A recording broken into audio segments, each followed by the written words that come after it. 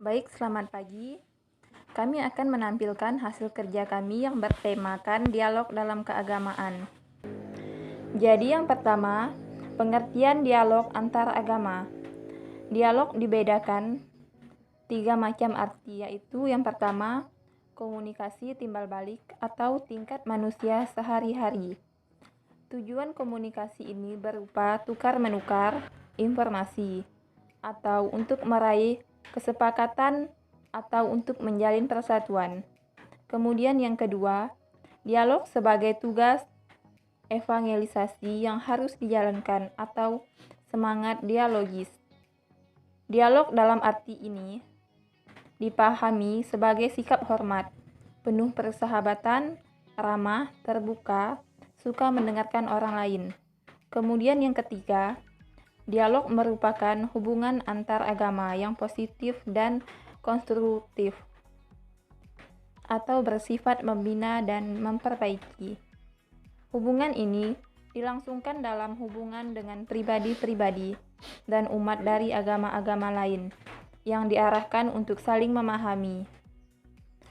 Dialog dalam arti ketiga inilah yang dimaksudkan gereja dalam dokumen-dokumennya tentang dialog yang sebenarnya dijalankan dalam lingkungan kebenaran dan kebebasan.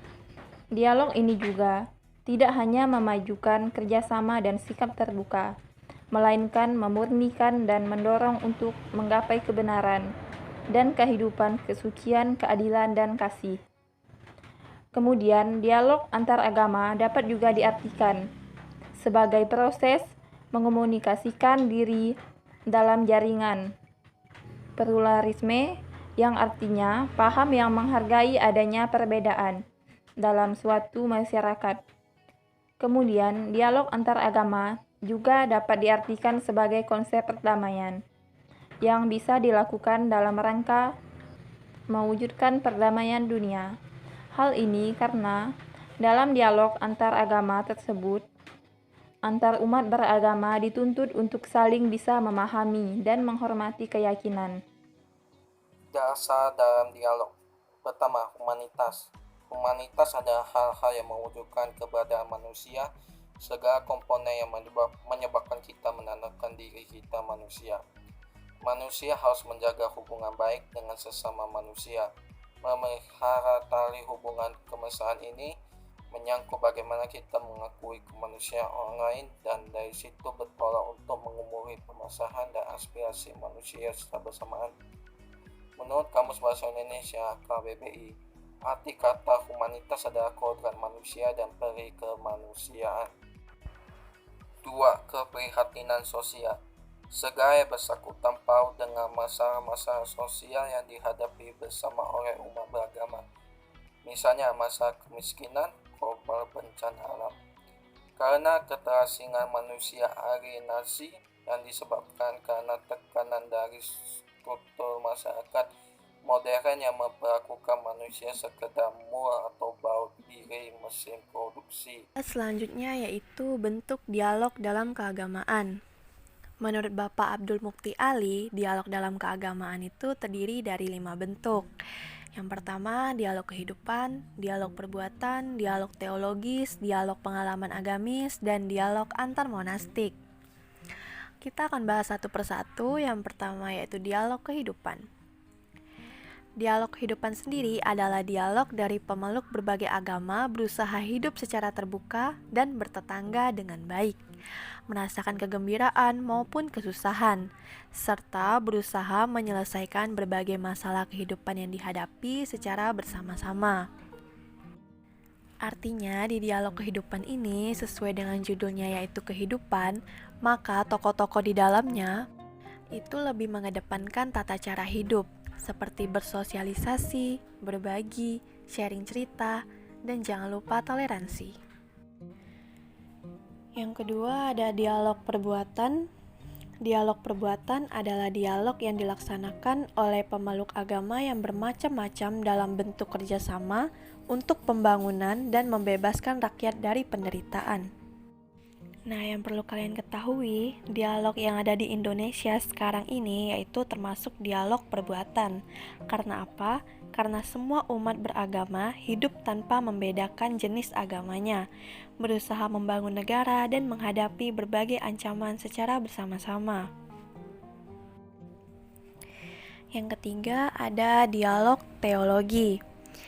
Dialog teologis atau dialog teologi ini adalah dialog para ahli agama yang berusaha memahami ajaran agamanya sendiri dan berusaha menghargai nilai-nilai spiritual agama lain. Nah, tujuannya itu untuk apa? Bukan mereka tidak mempercayai agama mereka, tetapi tujuannya itu untuk saling tukar pikiran, berbagi informasi, tukar pengertian tentang makna agama yang ada di Indonesia ataupun di berbagai negara yang ada. Yang keempat yaitu dialog pengalaman agamis. Dialog pengalaman agamis adalah dialog yang diselenggarakan ketika seseorang sudah terikat dengan keimanan dan tradisi agama, tetapi tetap ikut mengambil bagian dari kekayaan rohani agama lain.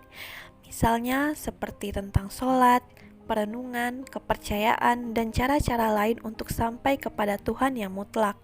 Nah, di sini artinya seseorang yang sudah mempunyai agama tersebut merasa dirinya itu kurang, apa yang diberikan kepada Tuhan itu kurang, makanya dia menjalani atau mengambil peran dari rohani agama lain untuk menjadikan ibadahnya kepada Tuhan itu lebih mutlak atau lebih kompleks.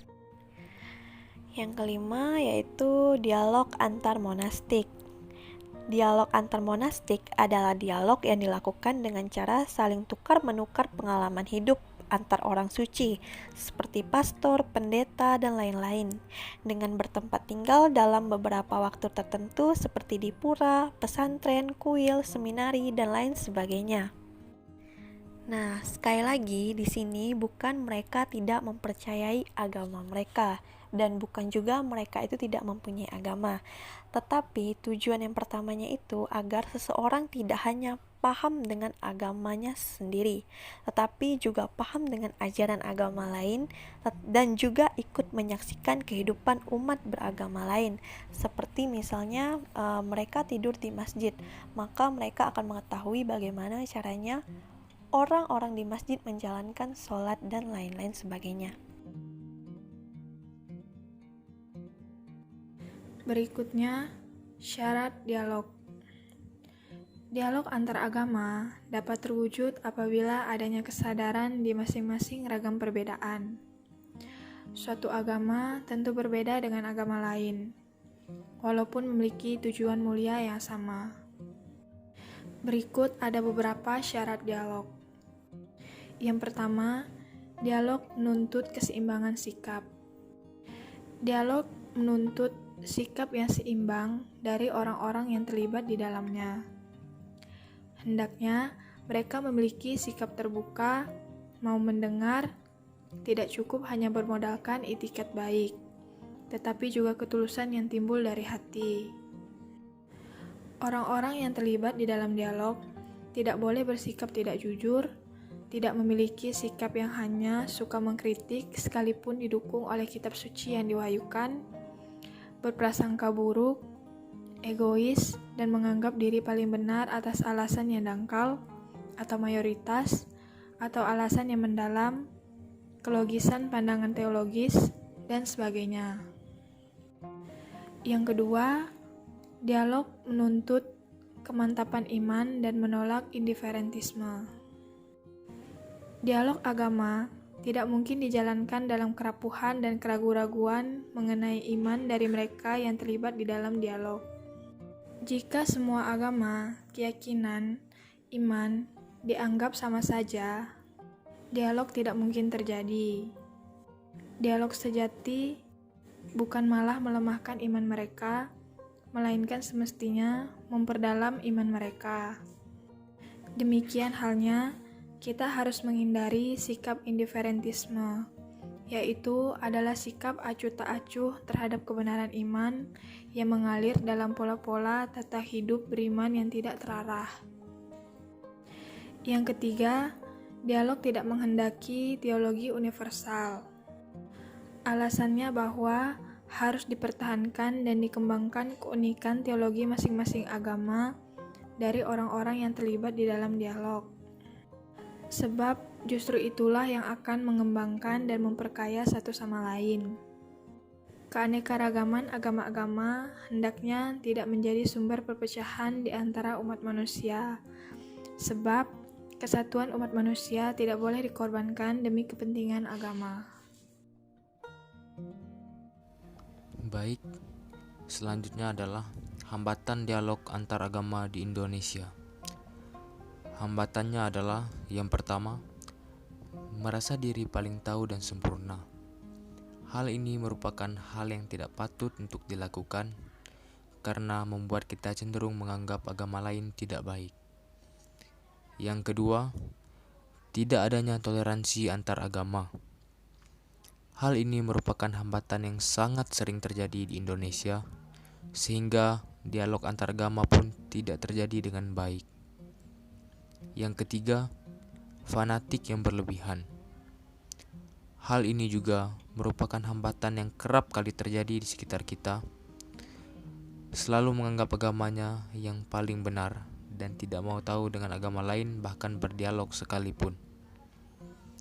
Yang keempat, tidak mau mengetahui tentang agama lain, sehingga hal ini menyebabkan kurang adanya dialog antar agama tersebut.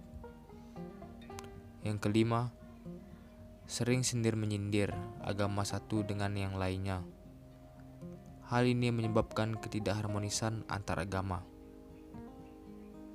Sekian presentasi dari kami. Kami ucapkan banyak terima kasih.